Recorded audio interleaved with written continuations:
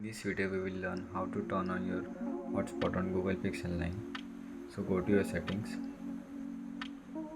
then click on network and internet section,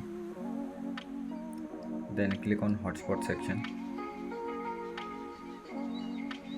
Afterward click on Wi-Fi hotspot section, and from here you can enable your hotspot like this, or you can share your hotspot using QR code. You can also change your password from here.